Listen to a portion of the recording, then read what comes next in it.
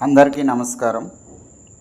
ఈరోజు ఈ వీడియో చేయడానికి ప్రధాన కారణం ఏంటంటే అక్టోబర్ 15 నాడు ఏపీజే అబ్దుల్ కలాం గారు జన్మించారు.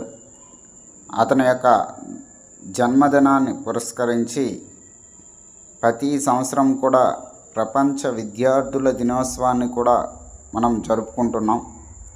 ఒక మహోన్నతమైన వ్యక్తి ఒక సాధారణ కుటుంబం నుంచి వచ్చి భారతదేశంలో అత్యున్నతమైన కీలకమైన భారత రాష్ట్రపతిగా 11వ రాష్ట్రపతిగా 2002 జూలై 25 నుంచి 2007 జూలై 24 వరకు అతను కీలకమైన పాత్రని పోషించారు.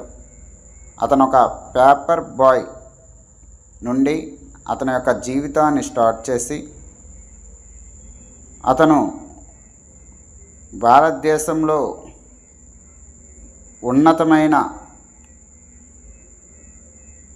వృత్తి అనగా ఒక సైంటిస్ట్గా తన యొక్క ప్రతిభను చాటి మిస్సైల్ మ్యాన్ ఆఫ్ ఇండియాగా ప్రసిద్ధిగాంచారు.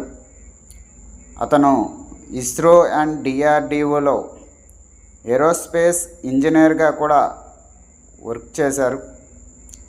ఇదే విధంగా 1998 పోఖ్రాన్ 2 అణు పరీక్షల్లో కీలకమైన సంస్థాగత సాంకేతిక రాజకీయ పాత్ర అతను పోషించడం జరిగింది. ఇతను రాసిన పుస్తకం ఇండియా 2020 అనే పుస్తకాన్ని కూడా ఇతను రాయడం జరిగింది.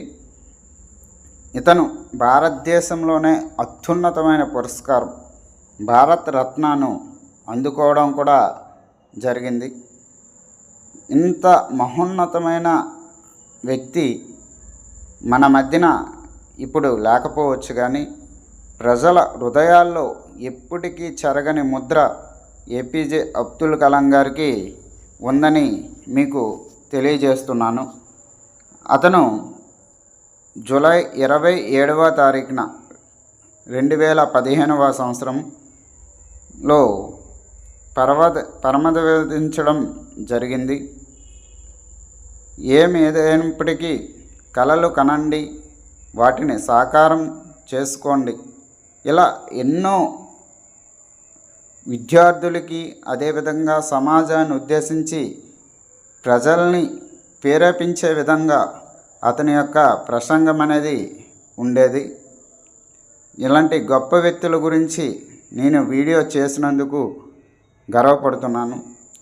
మీరందరూ కూడా ఈ వీడియోని లైక్ చేసి మరింత ఎక్కువ మందికి చేరువయ్యే విధంగా చేస్తారని, అదేవిధంగా నా యొక్క ఛానల్లో మరిన్ని వీడియోస్ అప్లోడ్ చేయడానికి మీ నుంచి నేను కోరుకున్నది ఏంటంటే ఒక సబ్స్క్రైబ్ చేసుకోవాల్సిందిగా దయచేసి నా యొక్క మనవిని మీరు స్వీకరిస్తారని ప్రార్థిస్తున్నా.